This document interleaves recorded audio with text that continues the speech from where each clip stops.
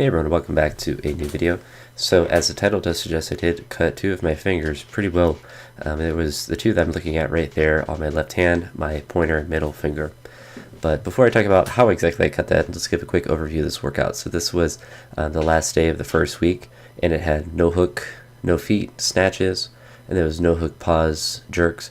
I had some strength work that I pushed off into the next day, and the reason for that is because I would rather work out 7 days a week than do a super long workout on a Sunday and then nothing on the following Monday or whatever day of the week it happens to be on.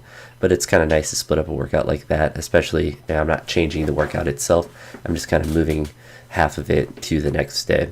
Potentially in the summer when I'm not working, I could do these workouts, twice a day, where I split the weightlifting stuff and do it in the morning and then come back and do the strength work in the evening. I haven't exactly settled on doing that.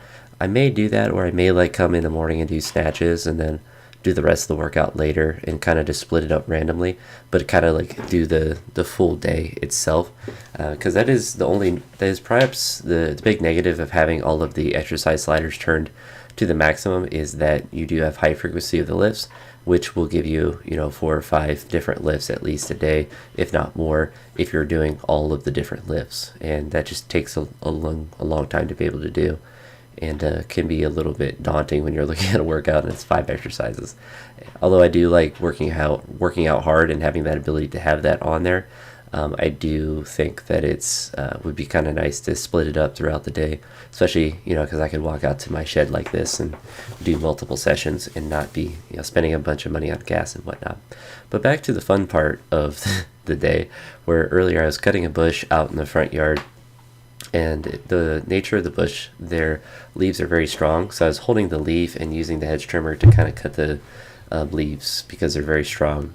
And I wasn't paying attention when I was moving my hand and caught my middle finger and pointer finger on the hedge trimmer, not the actual bush. I was telling one of my friends about it, and he thought that I had cut my finger on the actual bush.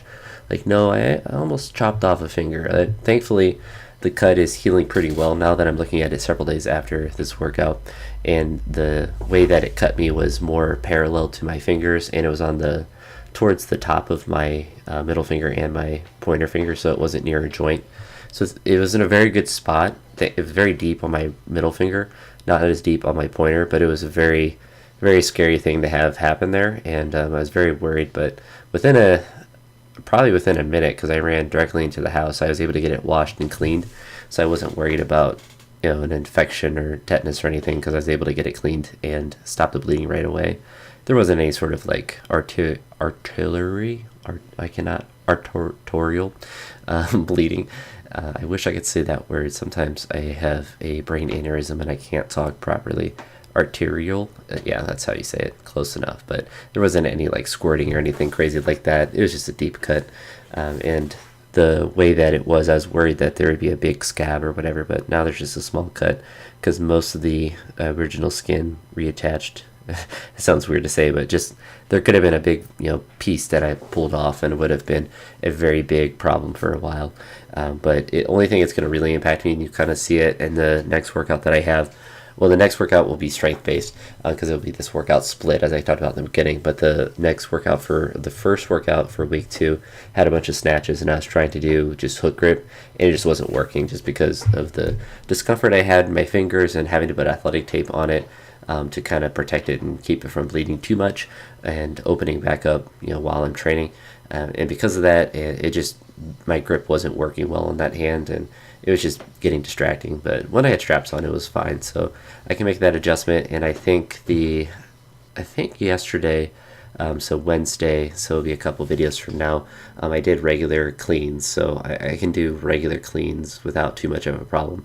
Snatches, kind of more discomfort with the way that my fingers are on it, so I'll work back to it, and I think within a week or two it should be completely fine. But I want to do I don't want to depend on straps when I'm doing snatch singles. When I'm doing doubles and stuff, then I don't really care about having straps on for those. But for singles and heavy days, I would like to just have no straps on those days when possible. But obviously, life happens, and I'm very glad that I still have 2 functioning fingers, because it could have been severely worse if it was perpendicular, the laceration, if it had cut more perpendicular to my hand, or if it had been near a joint, it definitely could have been a very bad problem because of how deep it ended up being. But it's feeling pretty nice. I've been taking good care of it, putting cleaning stuff and liquid band-aids and real band-aids and all that good stuff. So hopefully it just heals up nicely and I can continue to train. And so far it's been so good. But anywho, that's it for this one. I'll talk to you on the next one.